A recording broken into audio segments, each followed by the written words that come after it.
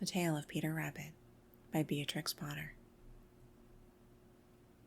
Once upon a time, there were 4 little rabbits, and their names were Flopsy, Mopsy, Cottontail, and Peter. They lived with their mother in a sandbank, underneath the root of a very big fir tree. "Now, my dears," said old Mrs. Rabbit one morning, "you may go into the fields or down the lane, but don't go into Mr. McGregor's garden. Your father had an accident there. He was put in a pie by Mrs. McGregor. Now, run along, and don't get into mischief. I am going out."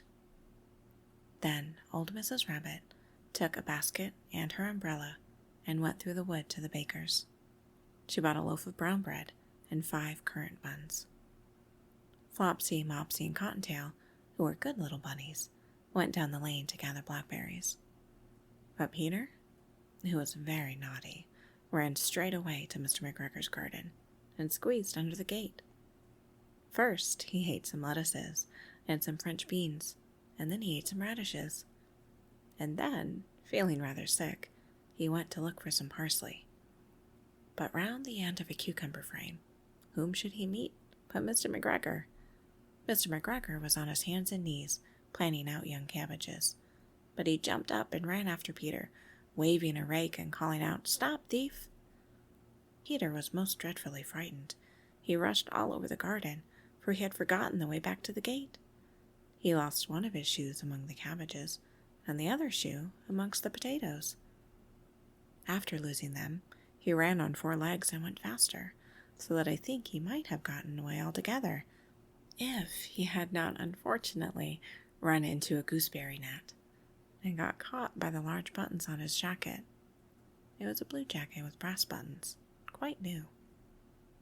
Peter gave himself up for lost and shed big tears, but his sobs were overheard by some friendly sparrows, who flew to him in great excitement and implored him to exert himself. Mr. McGregor came up with a sieve, which he intended to pop upon the top of Peter, but Peter wriggled out just in time, leaving his jacket behind him, and rushed into the tool shed and jumped into a can. It would have been a beautiful thing to hide in, if it had not had so much water in it.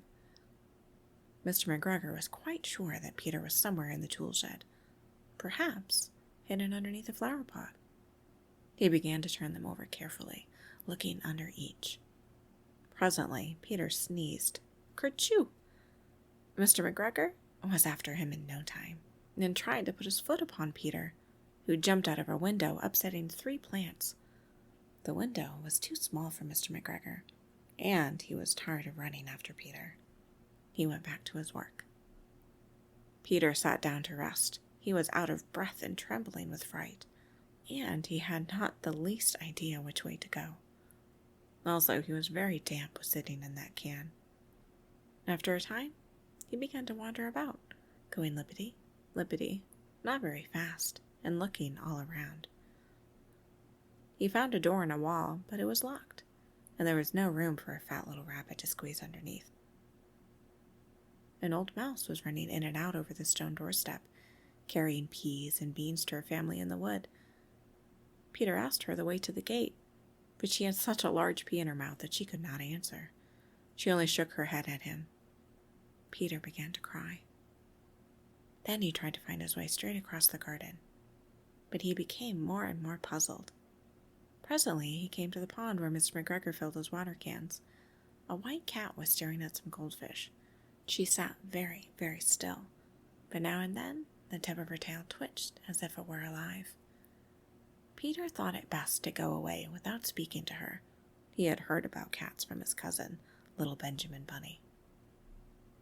He went back towards the tool shed, but suddenly, quite close to him, he heard the noise of a hoe. Scritch, scratch, scratch, scritch. Peter scuttered underneath the bushes, and presently, as nothing happened, he came out and climbed upon a wheelbarrow and peeped over. The first thing he saw was Mr. McGregor hoeing onions. His back was turned towards Peter, and beyond him was the gate. Peter got down very quietly off the wheelbarrow and started running as fast as he could along a straight walk behind some black currant bushes. Mr. McGregor caught sight of him at the corner, but Peter did not care. He slipped underneath the gate and was safe at last in the wood outside the garden. Mr. McGregor hung up the little jacket and shoes for a scarecrow to frighten the blackbirds.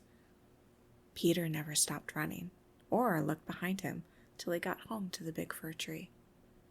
He was so tired that he flopped down upon the nice, soft sand on the floor of the rabbit hole and shut his eyes. His mother was busy cooking. She wondered what he had done with his clothes. It was the second little jacket and pair of shoes that Peter had lost in a fortnight. I am sorry to say that Peter was not very well during the evening.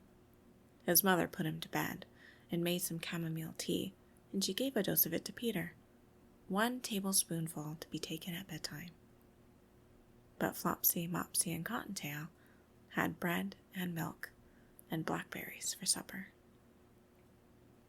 The end.